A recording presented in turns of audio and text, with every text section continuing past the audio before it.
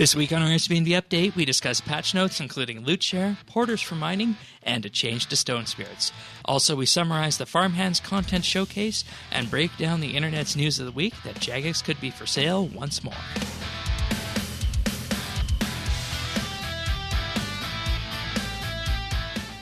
This is RSBANDB Update, episode 709, recorded Thursday, January 31st, 2019. Stay calm and keep RuneScaping.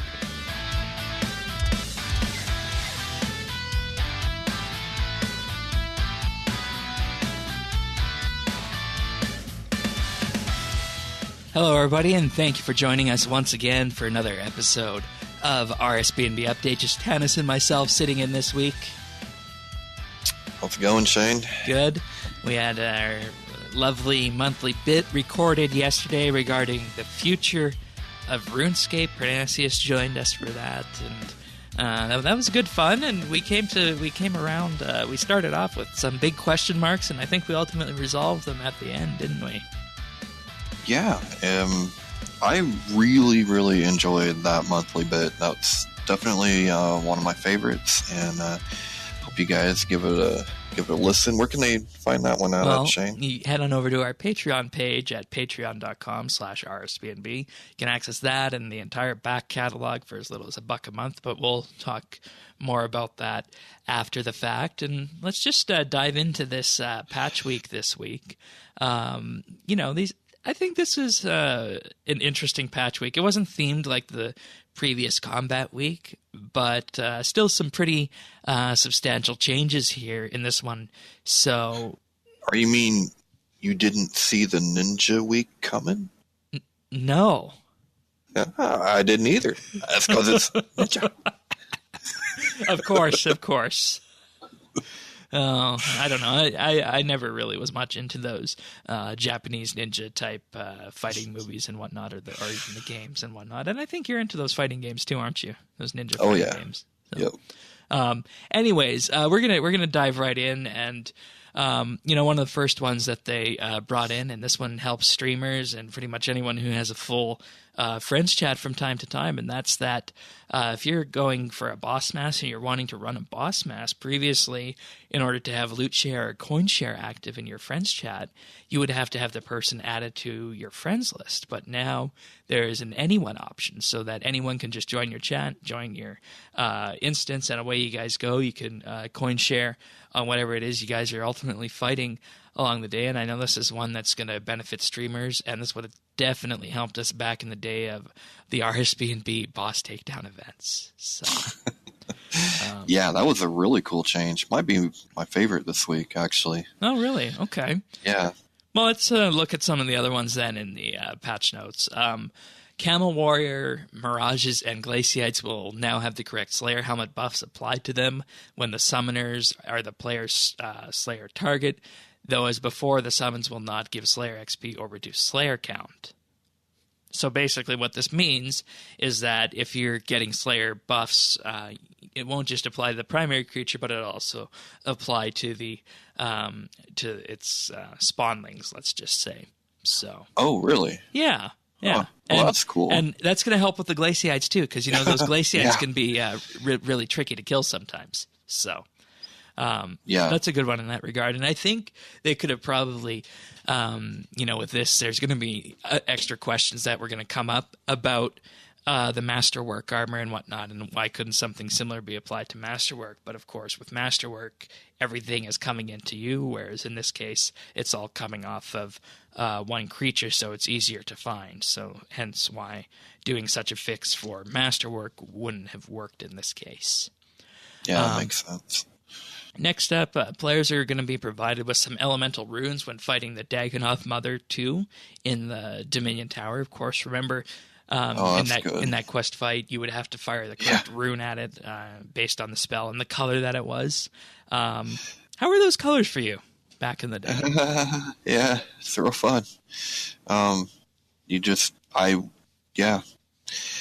Keep throwing a spell until you find one that hurts it. Well, you got to keep going. You got a 1 in 4 chance to get it right then. Yep. Analyze and disassemble will no longer put the player into a combat stance and skull them when used on another player in the wilderness. Oh, sneaky, sneaky. Yeah, I don't know why you would do that, but I guess that's a good protection to have in place. Players can now reliably queue abilities while they are currently channeling an ability, such as Concentrated Blast. So basically what this means, for those who don't do too much combat, is that when you're doing something like Concentrated Blast, your character is focused on that carrying out that one ability, but now you can press your next ability and have that fire off when Concentrated Blast is done. And previously that would break Concentrated Blast because it was channeled, which meant that it could not be interrupted. So now we also have some fixes for mining and smithing still this week. These things are slowly but surely ramping down to the point where they're just little fixes here and there, and that's good. That really shows what a powerful release that was. But this week, players may now augment their trimmed and custom-fit Masterwork armor at any charge percentage, and this can be done at any invention workbench. And, there was questions about this in the initial release period and whatnot, but regardless of the charge percentage, even if it's not 100%, you can finally augment it, as per usual. So that is... that's a very good change. Relief, yeah. Yeah, because you don't want to have to waste money repairing a set to have it at 100, right? No, don't barge around RuneScape. Yep, that's what they do. Bad things happen. That's what they do. Max has heard about the mining and smithing rework, and he is now using the updated hammer. No longer flails madly at the space where his anvil used to be. Sea salt and Elias sea salt are no longer sent to the bank by the sign of the porter, and the sign of the porter affects when mined. And when mining with porters, if the mined resource can be stored in the metal bank, it'll be deposited into your metal bank instead of your actual bank. That's a good one too, man. I don't know that one. That's a good one too. I really never used porters before. Oh, I bet you are now, aren't you? The Grace of the Elves. We'll get there. Yeah. We'll get there.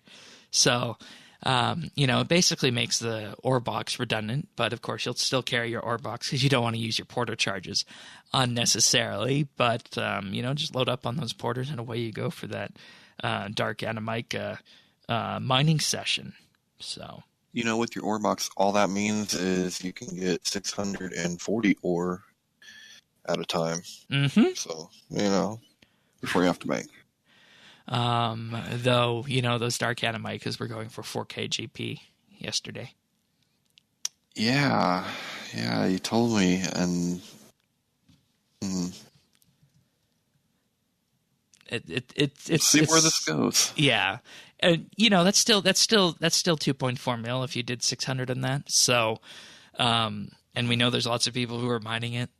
So I'm not entirely sure that it's an issue with the mining skill per se or the stone spirits, because we know that light Animica and dark Animica are relatively the same when it comes to their value, and we'll get to why that's an issue later on in the patch notes. But continuing on, Congealed Blood can now be used to overcharge Draken's Medallion. Up from a cap of the previous 10, it can now hold a maximum of 25,000 charges. That's awesome. And Draken's Medallion is the one that lets you teleport around the swamp area, like Berg de Rot, Mire Ditch, the Vampire Castle, the Temple Trekking minigame, so on and so forth. So, yeah. And even though you can pretty much teleport to where you recharge it, like right there, it's still kind of cool to not have to do it every 10 times. Right. And plus, you could also just use the lodestone to go to Canifis, because anything on that side of the river doesn't consume a charge. Oh, that's right. Yeah. So there's that. Now, Grace of the Elves, new option when you're wearing it called Toggle Porter, which allows you to disable or enable the porter functionality. This is awesome. The first time I did Hattie and Scully this year, I had my Grace of the Elves on, and I could not figure out. I'm like, where are the logs? Like, what's going on? Why can't I put logs on the fire? Because I was trying to get Scully, and I couldn't figure it out. And then I was like, oh, wait a minute, it's this damn Grace of the Elves. I'd take it off. Yeah. So this new option, you just right-click on it when you're wearing it, and it'll say stored sign of the porter charges disabled if it is disabled. So you just hover over it to see its current status. So, and this is precisely why when I got Grace of the Elves, I never loaded it up with the porter charges, because I go herb farming, right? And when it comes to herb farming, I like having all my herbs in my inventory because it lets me keep count. Because I do keep a record of what my record herb run is, and if they just go to the bank, I can't keep track of that. So that's why I never loaded them up on that to begin with. But now I see no reason not to have it. Oh yeah, it's just convenient. Indeed. All right, so next up on the patch notes, there is one other little thing before we move into the drop table reworks that we want to mention here with this, and it's all the way down at the bottom here. Clan overseers can now set or modify a clan login message. Previously, it only used to be deputy owners or the silver key. Now the bronze key can do it as well. So. Okay. We had a bit of an issue with that, but thankfully our ranking structure changed, that it wasn't a big deal going forward with that. So, and then just a couple of little changes on mobile, fixing PC terminology when it came to the tool belt interface, as well as making it so that the backpack and other side panel interfaces don't overlap, and action bars will take priority over them. So. All right, So drop table changes, which is, of course, something that we talked about a lot last week, and there's some concern about going into on the show here. So if you look at the way Stone Spirits were going, there's lots of Rune Stone Spirits coming into game, and in general, the consensus was that hey, we don't like Rune Stone Spirits. It's a tier 70 item. There's definitely should be something better for that going forward. And we have that this week, in that if you're fighting the Queen Black Dragon, Runestone Spirits will now become Orichalcite or Dracolith Stone Spirits. And if you get Adamant or Coal from the Queen Black Dragon, you will get Luminite or Rune Stone Spirits instead. So that's on the mid-level ores there. I think that's also important, especially in the Queen Black Dragon side, that we don't have coal stone spirits dropping, because there's already too much coal in game, right? Yeah, and I've actually get a lot of coal stone spirit drops. So, I mean, not from her, but just in general. So there you go. God Wars Dungeon 2, Rune Stone Spirits are converted to Nechrite and Phasmatite Stone Spirits. And Coal Stone Spirits are converted to Luminite Stone Spirits and not Rune Stone Spirits, which makes sense because Luminite is the new ore, and that's going to be the one that is going to be less prevalent in the game right now. So now coming to Solak, when Solak dropped Rune Stone Spirits before, it will now rather give you Bane or light Animica Stone Spirits. And we were concerned about this last week. And, I did some chatting with David on this in regards to how common the Rune Stone Spirits used to be. And he said it was about, 1 in 5-ish, give or take. So, it's not something you're going to be getting that often. But I think when it came down to it, they made a good choice in that it wasn't just pure Animica Stone Spirits that were coming out.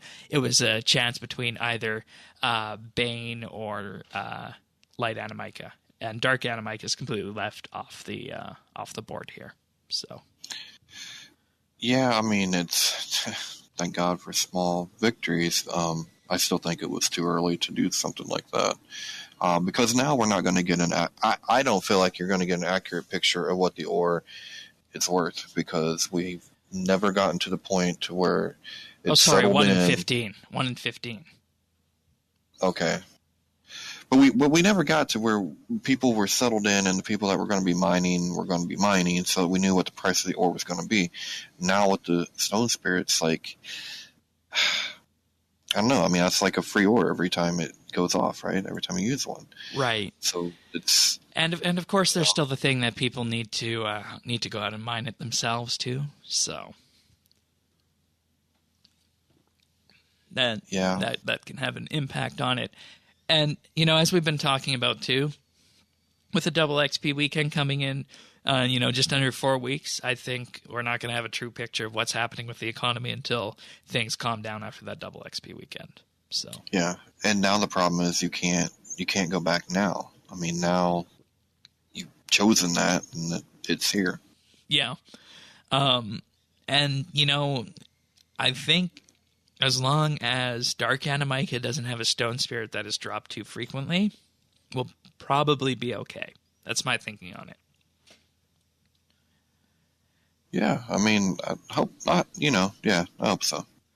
It'll be cool. And finally, for next, coal stone spirits are changed to luminite stone spirits. So, not too that much. One's fair. That one's fine. Okie dokie. So that's pretty much it for the patch notes this week. And as we mentioned, we will be watching this as we go through the month and double XP weekend and what happens after that. Because as you know, when we were talking about the mining and smithing rework initially, one of our key aspects was that, hey, we got to get these things off the drop table. And that was one of the things that we advocated the most for, along with smithable armor, because, it's just not right to have primary resources like this dropped from PVM and Slayer and whatnot. And, thinking about it too, Slayer also probably took a bigger hit than PVM on this just because of the amount of coal and addy and whatnot that you would get coming in from certain Slayer tasks. Confirmed. 100%. Yeah. Been doing that for the last week or so, and it definitely, I think the Slayer skill took a much bigger hit than the high level PVM stuff, but that's okay. I mean, it's the way it's supposed to be. It needed, everyone has to take a little bit of the medicine. It's for the health of the game. It's all about the revamp and whatnot, and I'll talk about this a bit later. But I honestly think that they are in a position at Jagex where they can undertake a larger update that takes more goodwill than mining and smithing did after they were able to pull this off. So, looking at future drop tails for wood and maybe even seeds might be an option too. So, anyways, let's talk a bit about the live stream then, shall we, hey? All right. So this live stream was interesting to us because, we often talk about live streams and that, okay, it's another live stream. There's 6 people on the couch. There's lots of talking back and forth. And this one's actually showcasing content that is going to be coming out in a few days. It's preparing the players for it, which is a good thing to do in regards to setting expectations. And, it was concise, it was on time, and it was prompt. And I very much prefer this more condensed version of a live stream. It's just easier to watch and easier to get more information out of. I think in this one they did more in 40 minutes than sometimes they do in their hour and 20-minute ones. That was my sense. I don't know if you agree with that. No, I do agree with that. I agree with that completely.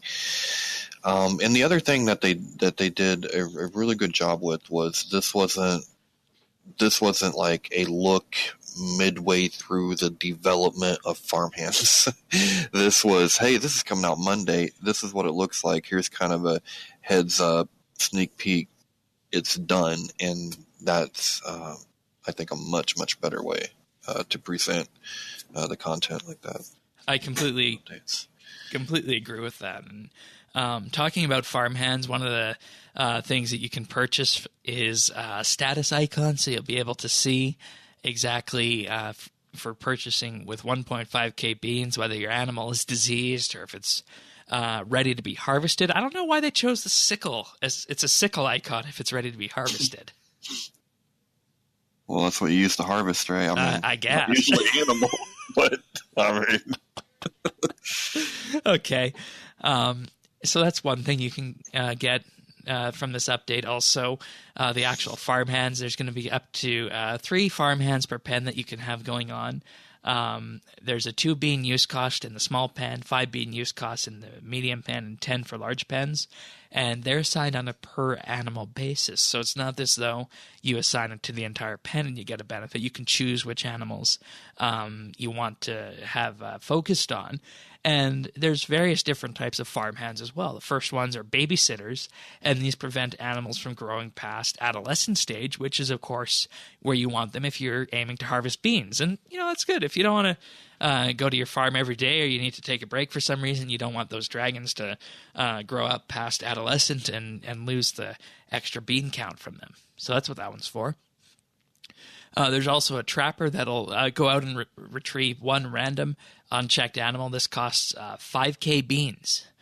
And, this one I think could be interesting to play around with because when you think about it, how long did we spend in that first week, Tanis, killing animals to try and get the eggs?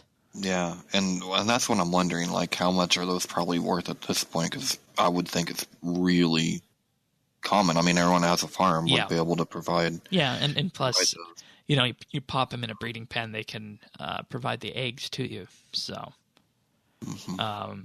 it's not too much of a ask anymore. And, it's also a good thing for Iron Man too, because you get started with some basic animals, because, they can't go out and kill dragons, obviously, to get eggs, and they can't trade with people, right? And they don't have a GE. So where are Iron Men supposed to get dragons? Yeah. I guess that's probably a good thing for the Iron Man. That's the idea behind this. Okay. There's also a collector that'll store animals from the breeding pen into their unchecked versions. This one costs 2,500 beans. So the idea behind it is your breeding pen just works as a breeding pen, and every time they make a new egg, it takes it away and stores it for you. So those are the 3 farm hens. Hands, not hens. You can already get hens in the player-owned farm.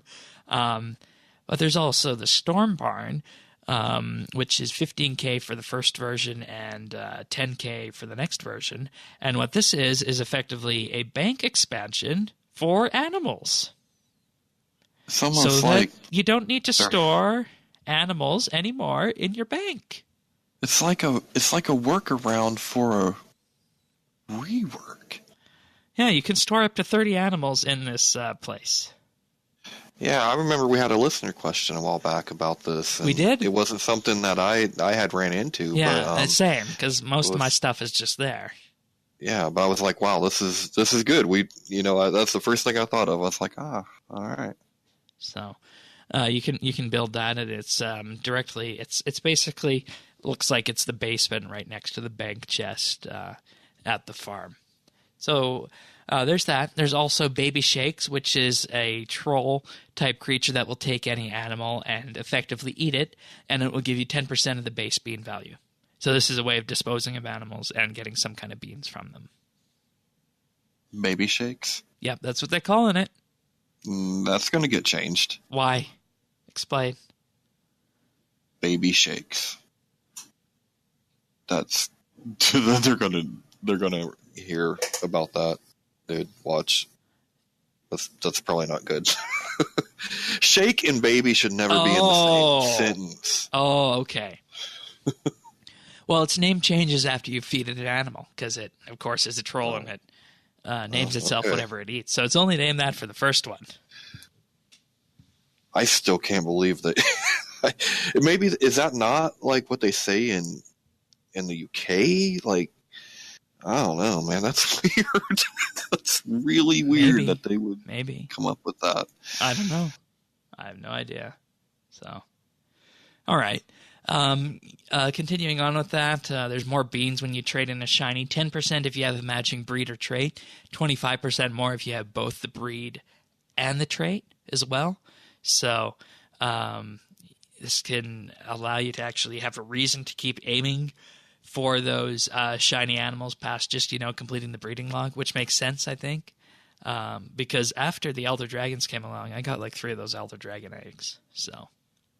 Royal Dragons. Royal, yeah. Yeah. I haven't started breeding on that, kind of like trying to get that stuff. I don't even think I have multiple traits yet. Yeah, your best bet is to just get 2 dragons with 3 trait slots, and then just continue re-rolling them until you have the 3 breath traits and then the 3 sparkling traits spread between them. So the 6 traits total, and then you don't need to have the breath traits on the same one, and you don't need to have the breed shiny percentage ones on the same one either. So that's the way I did it. So. Oh, okay. Yeah. Cool. As for getting shiny zygomites, I have no idea. I've been trying to do that, but no luck on that one yet. And finally, there's an old MC title. I'm not exactly sure what that stands for, but if you complete the breeding log, you get this title. So that's the second title you can get from the farm, in addition to, of course, the Master Farmer. So. All right. And, of course, a bunch of quality of life fixes that came out of this update. Are you the Master Farmer now, Shane? Yes, I am. I am. I actually, it was actually enough for me to move off of the Ultimate Quester, which was my title, because, I always have the questing cape, but I also had the Master Farmer cape, so I, of course, didn't want to give one of those up, right? So I finally gave one of those up and went all farming. So there you go. Then after that, they invited Mod Stu to the stream to showcase some of the work that's been done on the new quest list, which has started off as a game jam project, and this will be released when this next quest. I don't know if it's the next quest, but it's a quest that they have waiting for release called Chef's Assistant, basically a sequel to Cook's Assistant that deals with cheesecake this time around. They said no ETA, but with this, you'll also get a bunch of quality of life changes for the quest list, including the ability to sort by year the quest was released, the area the quest takes place in, its combat difficulty, which of course is referring to the combat level of the critters that you'll fight in the quest, the series, so elf, Fremenic, so on and so forth, and of course timeline. And the idea behind the timeline view is that it's started off to make it so that these are the quests you do when you're first starting out in RuneScape, and this is what you do when you're an effective master in the game. It's designed to show kind of a progression as to how your character develops over time. So one of them is, for example, called Heroic. Another one is called Legendary, which, would be in the Legends era, and so on and so forth. So these are all different ways that you'll be able to sort the quest list.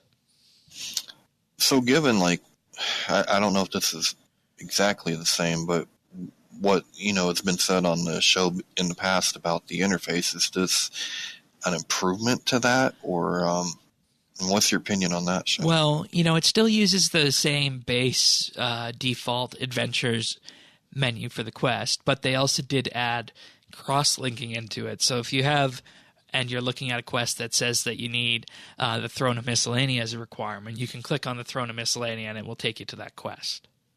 So you can effectively navigate, click on Sliskay's Endgame, for example, and navigate all the way back to find the quest that you need to complete to work on that. So it's good in that regard.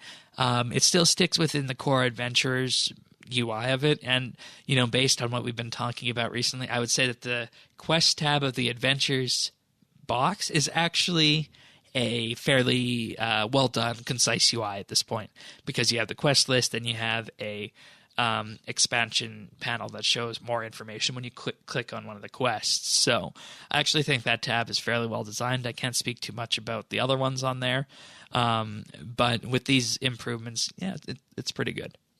I like the thing that I really like about these improvements is, if you're looking at how you get into Prif, it'll give you precisely all of the quests that you need to do in that quest line. And you can, with that, you can sort it by release date, or you could even sort it by timeline if you want to play it chronologically in RS, or you can just go to the series view and start working your way down the Elf Quest series. So, definitely some good changes with that, and this will hook into all quests, of course, in the past and going into the future. And that was pretty much the live stream for this week. Yeah. Not too like much you said, it was concise. Yeah, and got what we needed. And we made it even more concise here. So I would very much appreciate these live streams going forward if they could be as concise as this one. Yeah. Oh. And, and Mod Shawnee always does a really good job of explaining things, I think, too. Yeah, and he's got a buzz cut now. Is that what you call that? Yeah, that's what I thought. What you call that? Ugh, all poor right. Shawnee. So this next piece of news is one that, we talked about on the monthly bit, but there's lots of stuff going on around the internet in regards to this news story, and the initial headline was that report: Jagex's Chinese overlord looking to sell all or part of its stake. Now, of course, we know that we've been through this before. We know we've been through sales before of the company, and to summarize this up, the whole reason this is happening because on January 23rd, Fukong Interactive, which is the company that owns Jagex, issued a regulatory statement to advise the Chinese financial market that it's planning a major reorganization and is considering the sale of assets, with the partial or full sale of Jagex as a potential option. And the reason they're looking at this is because Fukong lost $69.6 million in the first half of 2018. Now, compare this to Jagex's massive year last year, up with 43.5 million British pounds worth of profit, and that's an increase over 14.7 million pounds of profit from the previous year. So that's a pretty big jump for Jagex in that regard. So obviously they're doing fine. It's just the parent company that needs to do some restructuring.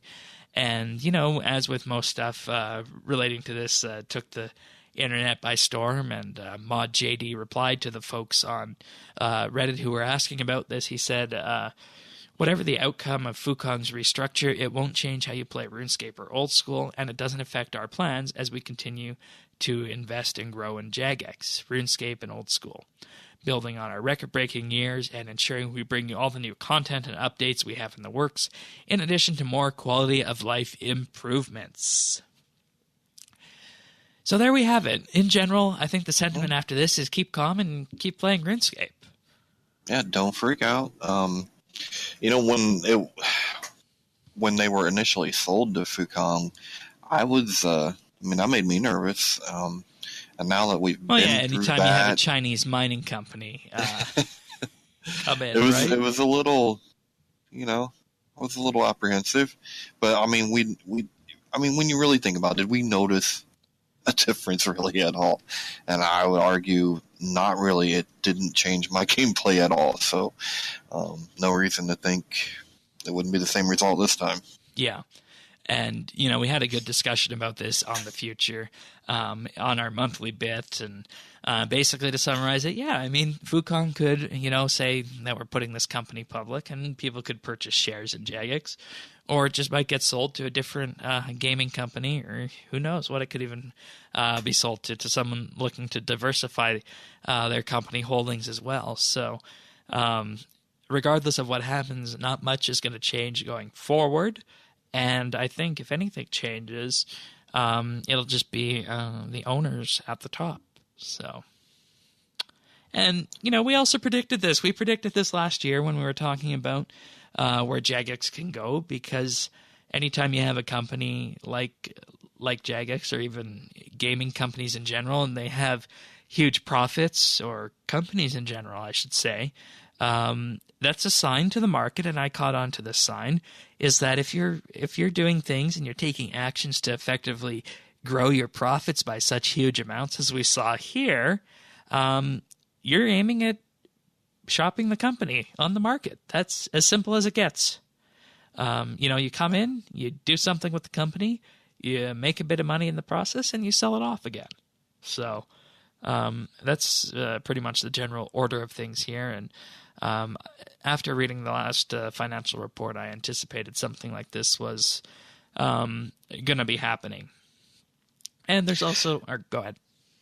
I was just going to say, Could you imagine, though, if if the players could buy, like if it was ever public in a way that we could buy shares and the players would own the game, Yeah.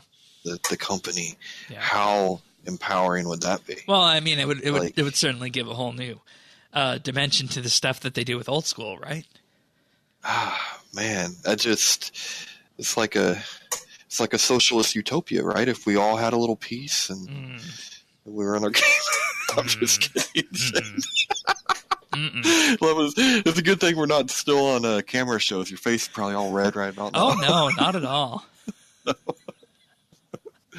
It would be cool though. I would love to have a share. Yeah, and you know, cool. I would never do that for a company that I am providing commentary on and talking about, because I think that provides a whole new discussion about, you know, are the people on here giving investment advice? Are they trying to say what they're wanting to say to make the stock price go up and whatnot? So that would throw a whole new wrench into doing this podcast if we had someone who is a potential shareholder on the show.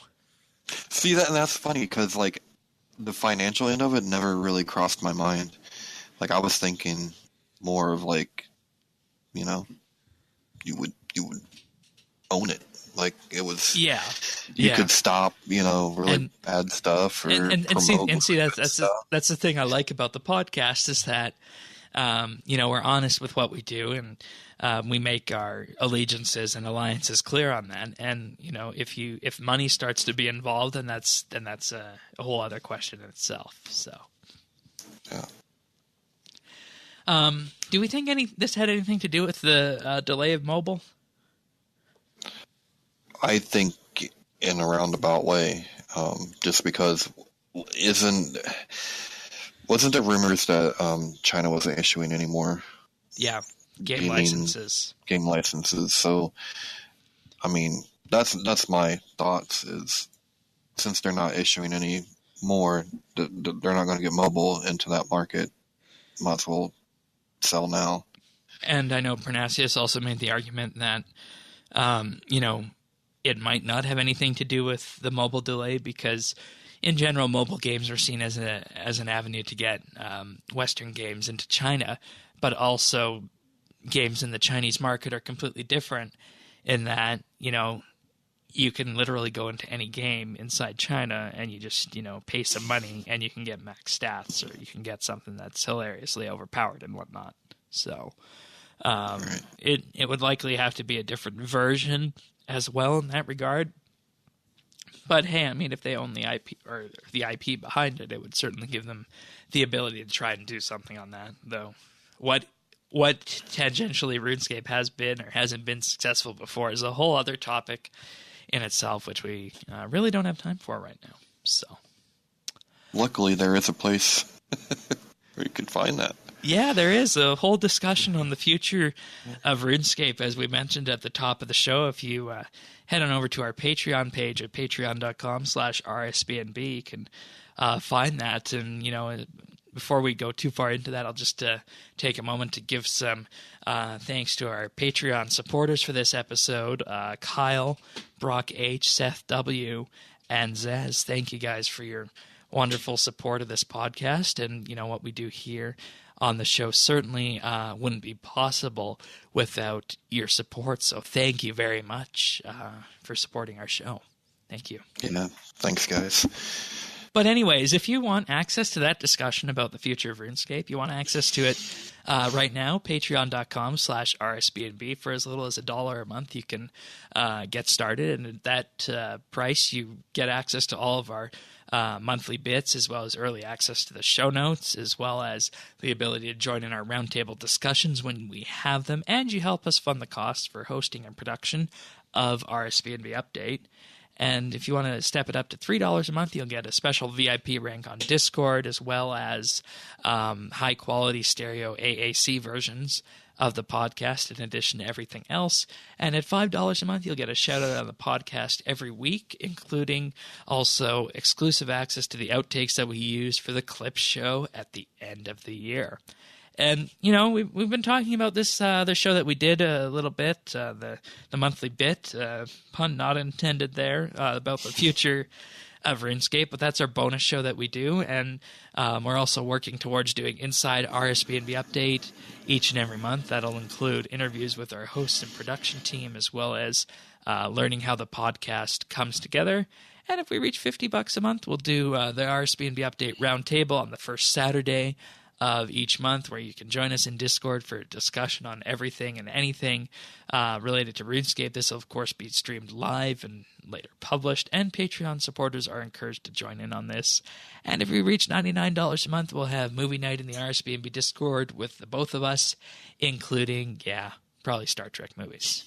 So all of this and more can be found at patreon.com/RSBANDB.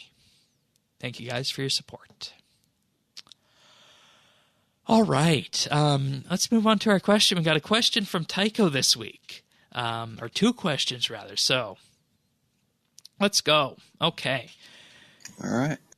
February is here tomorrow, and with that starts the most dangerous month here in the Nordic lands. No, it's not wild mooses, bears, or surströmming that's threatening our everyday lives, but the influenza.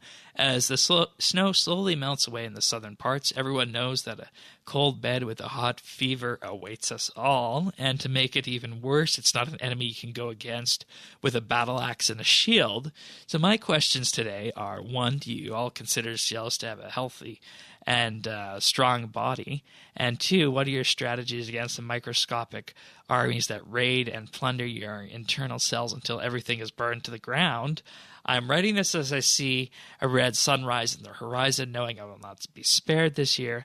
May the mitochondrians be with you, Shane. Tycho Alpha, the Nordic lads.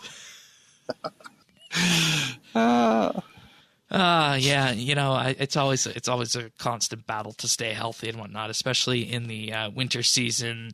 When it comes to the flu and whatnot. So, I am fortunate that I do manage to stay pretty healthy as well. And, I think it all ultimately comes down.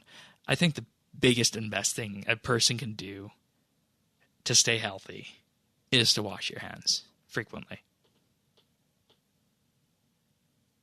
Yeah, that's definitely it. I don't have any tips beyond that, and it works. Get your flu shots, right? I didn't get mine yet this year, and probably going to pay for that. But normally we always get our flu shots every year. I don't do that. Yeah, see, we do. We always get them when my daughter gets hers. And last year she hung from a door hanger as the nurse tried to give her one. Oh. Wasn't a pretty. Maybe that's why we haven't gotten them this year yet. No, but yeah, strong believer in the flu shots. It's not 100%, but it's better than nothing. And also, if you have small children when they get home from school, just give them lots of love and kisses and all that nasty school germs that they bring home. Just get it all over your face, and it'll make your body strong eventually. Because you know what I mean, right? You need a little bit of something to keep your immune system tip top, fighting condition. Yeah. And I think if we're gonna just expand on this and talk remedies a bit as well. I know last time I had it, the things that only really seemed to help, and I don't know what the equivalent would be in other countries, but there's something called a Ricola cough drop with cough syrup in them, and that was the only thing that could ease the cough, so to speak. Last time I ended up with a respiratory thing. Isn't that one of Tycho's relatives up there with the horn? Ricola! It could very well be. I have no idea. Right? I thought they were Swiss. Same thing, right? I mean, it's cold, snowy. I don't know. I also like my tea, of course. And, tea, whether or not you're sick, it's something I have daily as well. I don't have black tea too often, but it just helps with the airways and stuff too. So See, I like tea, especially with a sore throat, but it's not my daily thing. I gotta hit the coffee, man. I need something with some oomph. Us Americans and our coffee.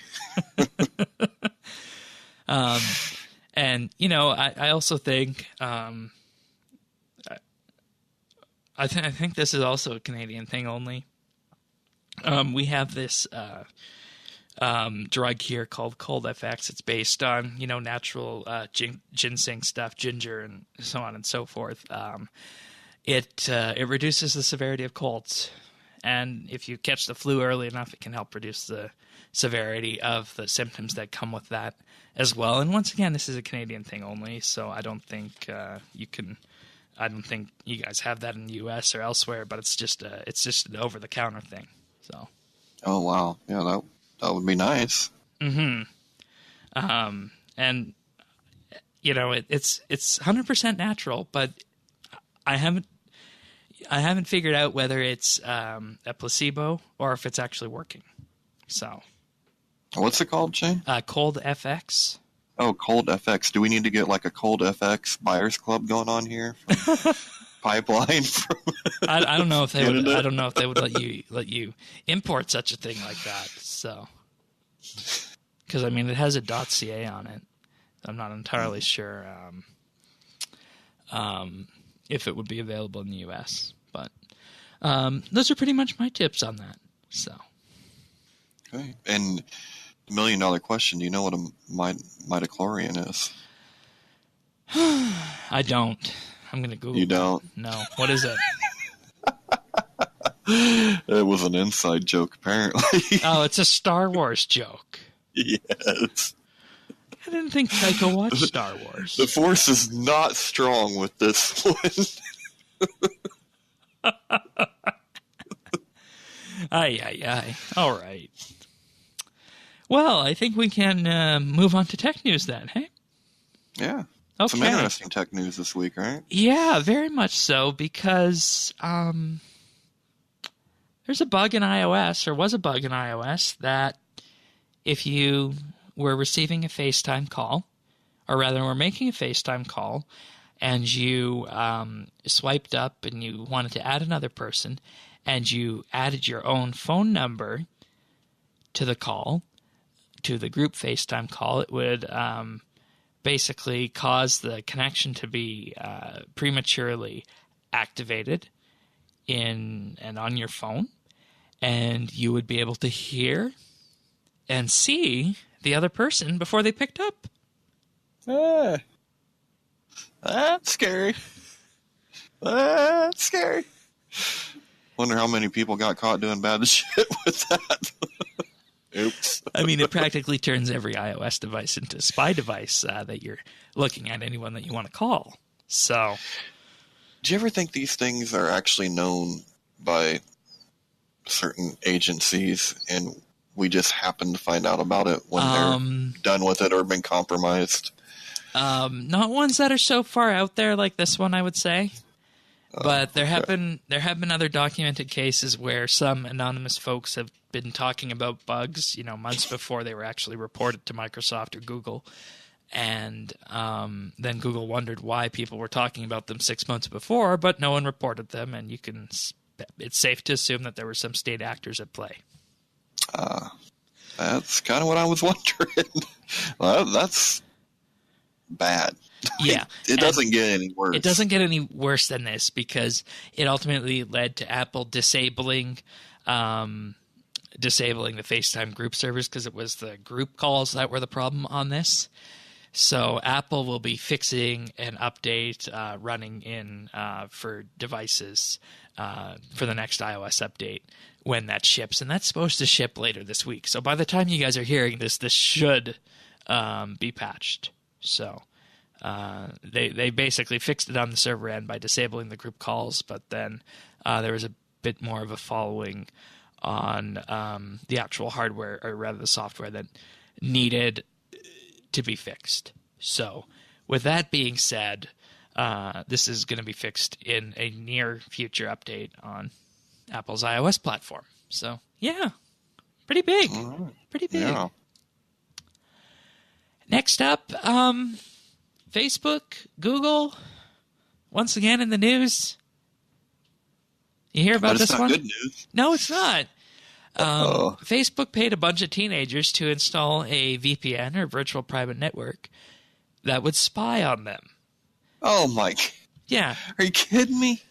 Facebook was paying people to install the Facebook Research VPN that would basically suck in a person's phone and web activity.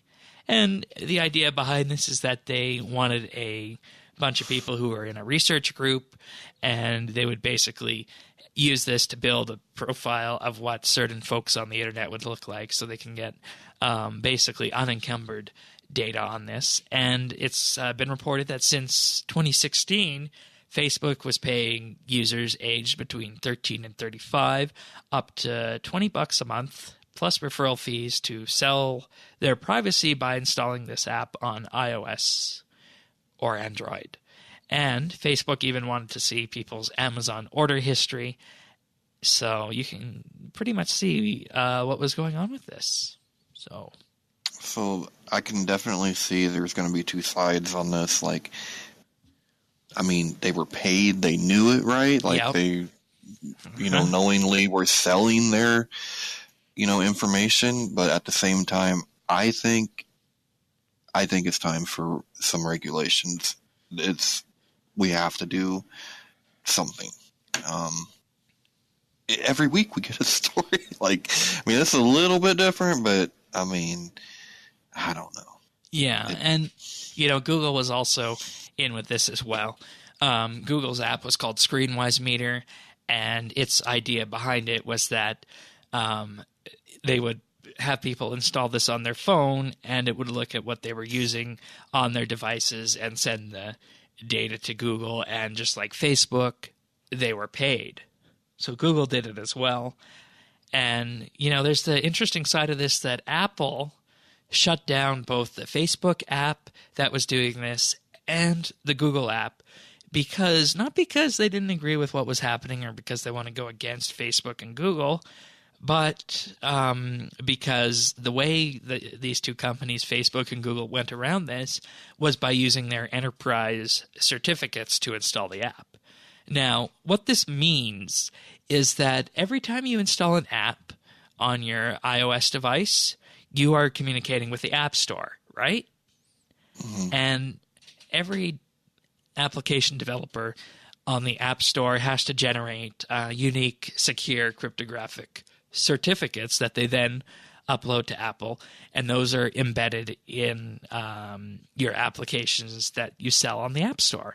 And the idea behind this is that it's used to basically say that, hey, this app is legit, it's coming from Apple, it was built by this developer, and they have effectively put their seal of approval on it. So that's what happens when you go through the App Store on iOS. But there is a different kind of certificate called an enterprise installation certificate that can be created on the Apple and iOS side, and presumably the Google side as well. And what that lets people do is it lets organizations, like large organizations like Google or IBM or just imagine any organization out there, it basically lets them install these applications en masse on their network and on their employees' phone devices without having to go through the entire App Store process. So that's this enterprise certificate. It's only meant to be used internally, and that's the route that Apple, or rather Facebook and Google, were taking to install these apps, is they were giving people on the outside their enterprise certificates to install these apps. That way then they could have a fully featured app, but not have it be within the App Store and still get all the features of it. So what Apple did in this regard is they shut down the certificates for both Facebook and Google on this regard, and they're working with both Facebook and Google to make sure that they won't be using this certificate for this again. That's what Apple's doing. So, even though they paid, Google and Facebook paid these people, Apple's still saying, no, you can't do this on our platform. Well, that's probably a good thing because you know what, I'm wondering if in a couple weeks we're going to find out that it wasn't just that people were paid for this, but everybody that they contacted or that they knew somehow was being monitored as well. Because we've seen that story with Facebook. Oh yeah, before. I mean, you're gonna see entire chains of text messages and iMessages going out. Oh, yeah, no, because now you're dealing with someone that didn't consent. You know what I mean? That's no. Yeah, and I mean, if you're already on Facebook, they have that, but that you gave this thing permission to monitor all your traffic coming out of your phone. And I think iMessages are encrypted on the device, so they might not have access to iMessages, but I'm not 100% sure on that. But it's a safe bet that any internet traffic that came out of your device, whether or not it was encrypted, these companies could access. Scary stuff. So. Yeah, and it raises more questions about who you want to trust, because on one hand you have Facebook and Google doing this, but on the other hand you have this bug in FaceTime that's turning iPhones into spying devices. Yeah, and these are the people that are usually, like, Apple is usually pretty good with this stuff, and Google. Let's face it, Google knows everything about everyone anyway. They're kind of like the Oracle or some shit. There's nothing you can do about that. That ship sailed. But Facebook is the last people you want to have any of this. I mean, their track record is just atrocious. Yeah, and I mean, at some point, you also have to chat with the people who consented to do this. Yeah, I mean, they're part of the problem, but I don't think it's fair. Like, you, just because you consented and you're getting paid, now everything that I've ever said to you, and I don't even know it, is now being monitored by Facebook? Nah, that's not good. Yeah, and it just underscores the need for more encryption on device and ensuring that things don't leave your device unencrypted all over the internet. Yep. So, actually, yeah, thinking about it, iMessages are encrypted when they leave. So if you have that little blue blob in your iMessage, you're probably good. But, I mean, hey, the app could have requested access to your messages too. So who knows? Yeah. Who knows? Because you can have, you can have effectively apps in iMessage too that can see your messages. So I don't know. Yeah, well, if it's not reading your messages, it's turning itself on. I mean, yeah, that's fun. Can you imagine you were trying to, not answer the call? Oh, yeah. And that's actually one of the things that activated is if you press the power button to dismiss the call, that would actually, in some cases, turn on the microphone. Oh, man. I just can't imagine. It's probably not good. Yeah, it's... Mm-hmm. All right. Next piece of tech news is talking about EA in Belgium, and in particular regarding FIFA points for their FIFA EA Sports game. We've been talking a lot about microtransactions in the past and whatnot, and in particular Belgium, how Belgium has decided to put their foot down when it comes to anything that remotely resembles gambling. So EA has issued this bulletin regarding FIFA points in Belgium, and they say after further discussions with Belgian authorities, we have decided to stop offering FIFA points for sale in Belgium. We're working towards making these changes effective in our FIFA console and PC games by January 31st of 2019, and this means that players in Belgium will not be able to purchase points to obtain FIFA Ultimate Team packs. Players can still access Ultimate Team and play with their existing players, and all content in the game can be earned through gameplay, as has always been the case, and players can continue to use coins and the in-game transfer market. Any players in Belgium that have existing FIFA points in their account can continue to use them, but they will not be able to purchase more. And they say they seek to bring choice, fairness, and value and fun to our players in all games. In addition to providing players with options in how to play, we include pack probabilities in our games for the transparencies of players and want them to make informed content choices. While we are taking this action, we do not agree with the Belgian authorities' interpretation of the law and will continue to seek more clarity on the matter as we go forward. This impact of this change to FIFA Ultimate Team in Belgium is not material to our financial performance. Well, if it's not material to their financial performance, why would they care? Because, as with anything goes, more profit is always better. Mm-hmm.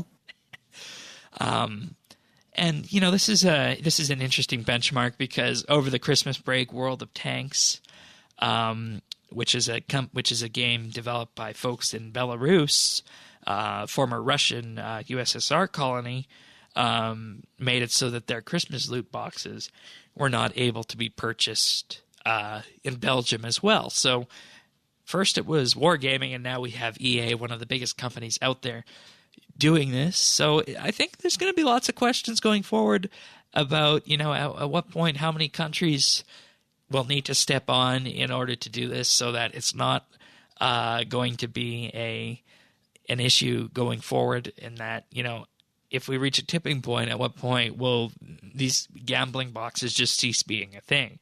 I don't think we're there yet. I don't think the U.S. will ever do it. I don't think the UK will, nor Canada. But I wouldn't rule out more EU countries doing such a thing. Be good.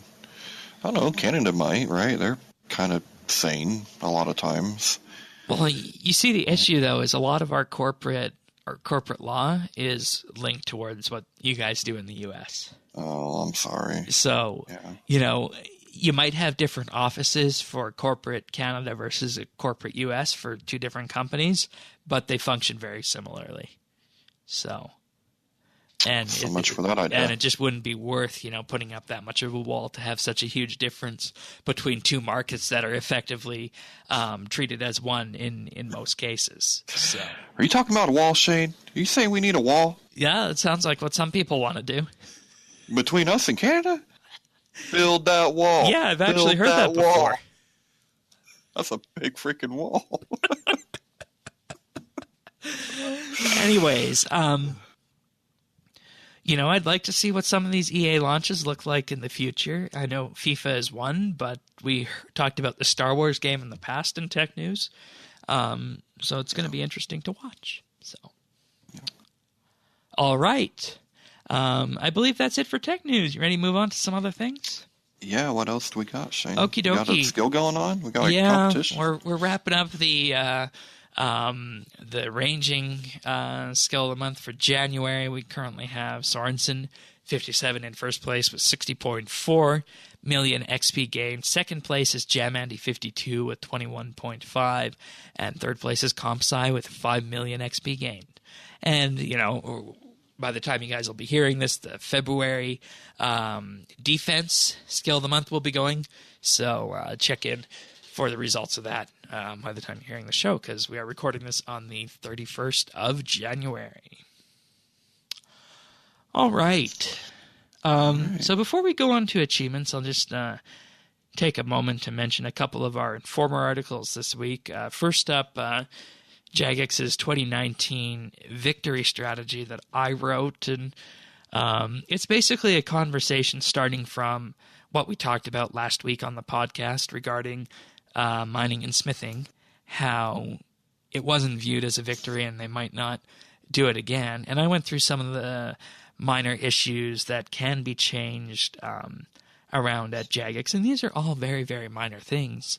And the core aspect of it is that with some very minor tweaks in terms of messaging and whatnot, 2019 could be great. We could see things happen that we don't know what would happen.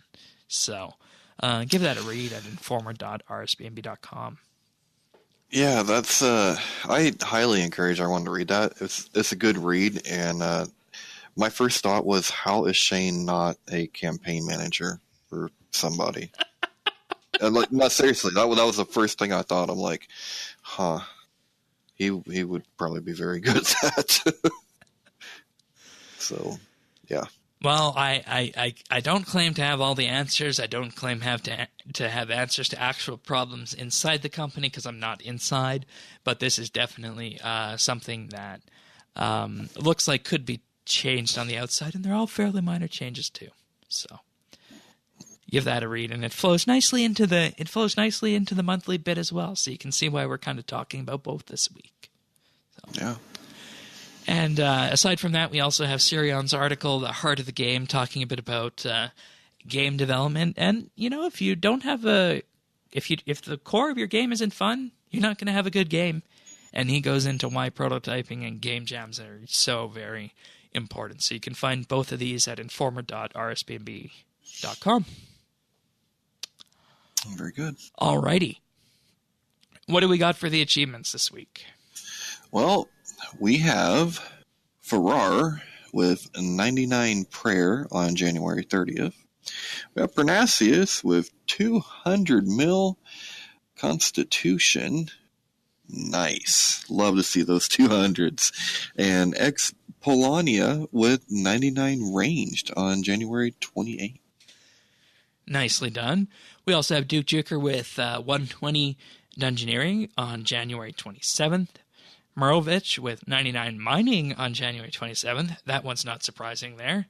And Truly a Weeb with 99 smithing on January 24th. So, you know, focusing in around the mining and smithing reworks. So nice to see all these 99s and 120s and even the 200 mil this week. So good job, everyone. That's cool.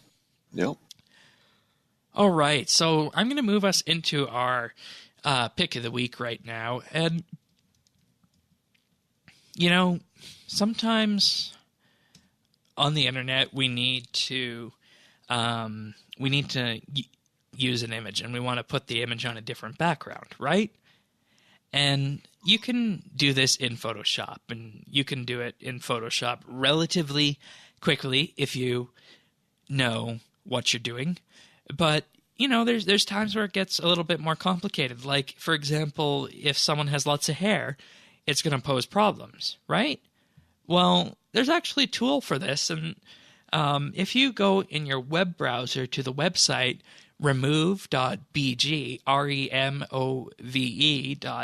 remove.bg, you are going to be able to select a photo, and when you select a photo, what'll end up happening with that is that it will remove the background of that photo, and it can be a complicated background. It doesn't need to be a standard, green background or blue background, as in some cases.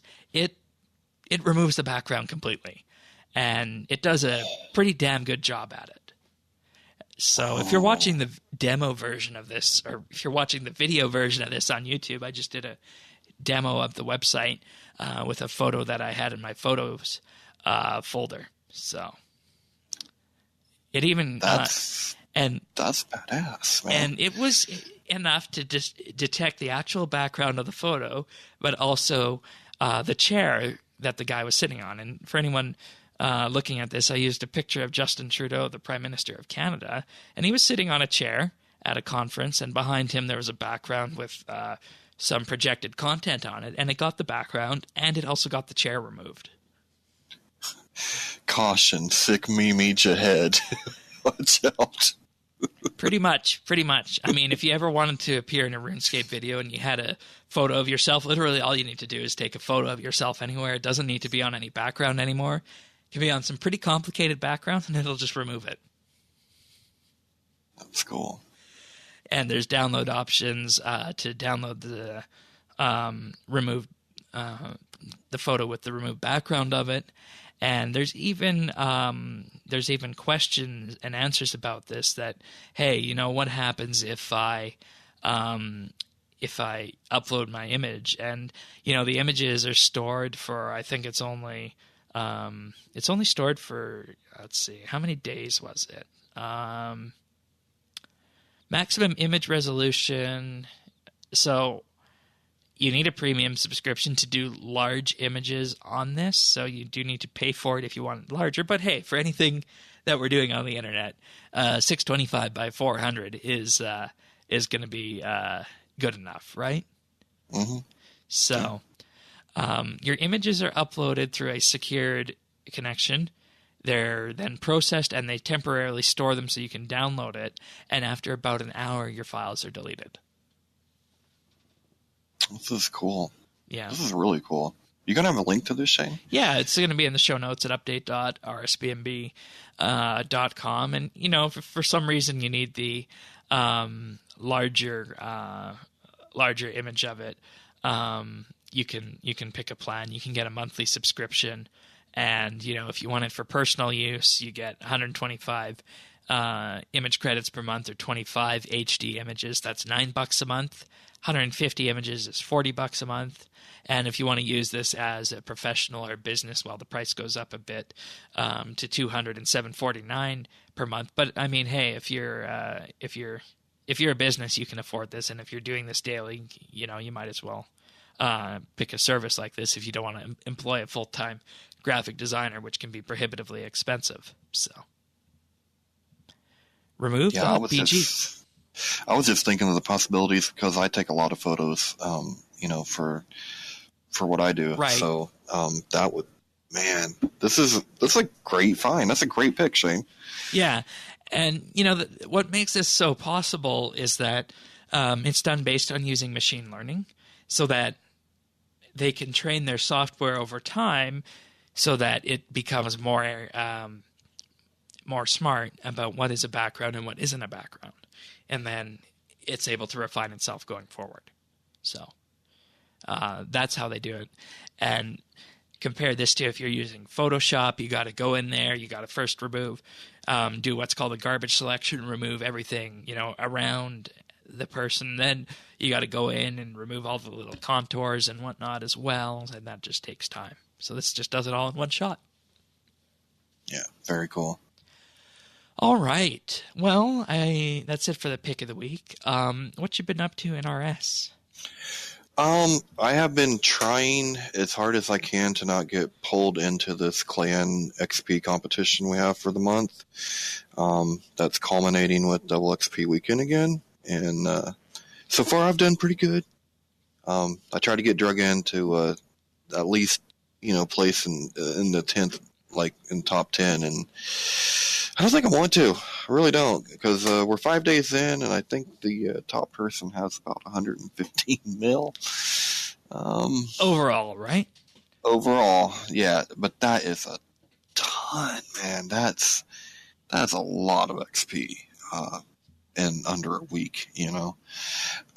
So I am trying to stay clear of that, and but I'm not gonna lie, I have been doing some Slayer because I'm trying to get enough money to buy my the essence I need for trim masterwork. So I was doing that for a while, and I actually turned around and started popping bubbles again because it's better money, it seems like. Popping for bubbles? the time being. Wisp energy. Yeah, okay. Incandescent, yeah. Popping, yeah, sorry, I call it popping bubbles. They kind of look like bubbles, you know? Yeah. You know, I agree with that. I did 60 charges yesterday. That's about 3 mil. So. Nice, yeah. And, you know, I think we can all move away from mining and smithing as a moneymaker right now just because there's so many people doing it. It's become saturated, and we'll be watching that as we progress through double XP weekend. Should provide for some interesting results, I will say that. Yeah. Or, I mean, at the very least, just hold on to your stuff, because I strongly feel like the ore is going to go up once it's ran. Once it's ran out, it's going to go up. Mm-hmm. All right. Anything else in RS? No. Just, you know, be safe if you're anywhere in the Midwest right now. It's brutal, man. It's brutal. You could probably even give Tycho a run for his money. I think so. Well, as for me on RS this week, you know, just been doing a few herb runs here and there, and same thing. that you said doing some divine energy harvesting as well. That's still good money, believe it or not. But aside from that, I've been doing a bit of experimenting with the mining and smithing skill, looking at what we could possibly have for the best XP per hour on this. And I think in terms of efficiently making money with the smithing skill, we're looking at something like Elder Rune Plate Bodies 4, I think. I don't know what those will be going for before double XP weekend, but this past week I just sold 2 of them for 1.5 mil each. So that's pretty good, I think, for an Elder Rune +4 plate body. Yeah, I would. I mean, I would. And say then so. the person finishes it for +5 and then makes burial, right? So it's going to be a question between that or the actual +5 on double XP weekend, I think. And in the process of making those, I got the smithing pet. Oh, nice, Shane. Congrats. Yeah, Very cool. 600k XP past 99. Wow, man, that's lucky. Man, you got some pet luck, dude. You got pet luck. I'm telling you. Wow. And just for comparison's sake, let me actually pull this up just to give everybody an idea of how potentially lucky this is. If we go back to when the pets were released in August of 2017, I believe it was like August 22nd, 2017, I believe, something like that. So if we go back to that date and look at my XP gain in that skill, since then, I have gained a total of 6.2 million smithing XP. Wow. 58 million herblore XP, got the pet. 28 million farming XP, got the pet on the first day the pets came out. It's crazy. Yeah. But it's just nuts, none man. of my skills where I have got pets have been over 10 mil, except for invention and herblore. They've all been under 10 mil. That's just. And this was crazy. before I had 99s in most of them too. So these were with the 99 thresholds and not the 120 threshold. So Yeah, you're lucky, dude. You're really lucky. yeah, so I'll take that and just I guess we can say that's my RuneScape RNG coming to bring me good wealth, except it's in the form of pets. Yeah, well, hopefully it won't run out when you're trying to get the construction or the hunter. Both of those can be kind of rough. You don't want to go dry on them. Oh, I don't even want to think about construction pet. So, but no. Aside from that, just getting ready for double XP weekend. That's already happening. I plan to make about 2,000 Cerebrus and probably around 3,000 to 4,000 Super Melee potions on that weekend. Wow. Okay. And that'll get me 120. Oh, nice. And we Okay. can kind of finally call it done.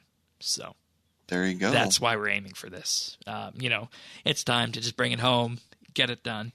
I would love to just do 100% Cerebrus, but that would be 7,000 potions, and I'm not sure I can farm an additional 6,000 herbs between now and February 20th. So, Well, if anyone can do it, it'd be you, right? yeah. So, I mean, if we assume that the new average is now, I'm going to say the new average is around 90 herbs per run. And it was 7,700, and we've farmed 1,500 so far. We need to farm 6,200 more. At 90, that's 69 herb runs. And if I up this to 5 a day, 13 days. So it could be done, actually. Hop on it, man. Then the only other manner is finding nests and whatnot. And then, I mean, we can do, on average, about 1,500 potions an hour. So it's not even like it would be backbreaking work over double XP weekend. You'd just be cruising. Yeah. So I might actually do that. I didn't actually do the calculation. I thought, okay, maybe we'll do some combos just to do less time. But I mean, hey, if we can do it all in Toad Flax, that's going to be pure profit at the end of the day. So, Yeah. And this is how you make money as a skiller, guys. You don't, throw huge amounts down on overloads unless you absolutely want to. You just do it this way and away you go. So, and the reason I say this is because if you look up the price of the toad flax, which I'm going to do right now, it's still very profitable to make, and even just profitable to buy the seeds and plant them, even if you're not trying to do this. Toad flax seed currently 1675 GP. Clean toad flax is 4900, and you can get around, on average, if you're not using ultra compost and the farmer outfit, you can get around seven per, and that pays for itself right there. Oh yeah. So, toad flax are very, very good. But I believe that's it. That's all I have for this week, market advice and otherwise. So unless you have anything else, I think we can call this one a wrap. That's it for me, man. All right. So if you guys want to join us in game, you can find us at Friends Chat Bits Bytes. We're also on Twitter at RSBANDB, where you can catch what we're up to and all the various Informer articles and whatnot. The Weekly Bite and all that is all there. Twitter.com/RSBANB. And we'll be back next week to talk about the Farmhands. So with that being said, have a good weekend, everyone. Take care.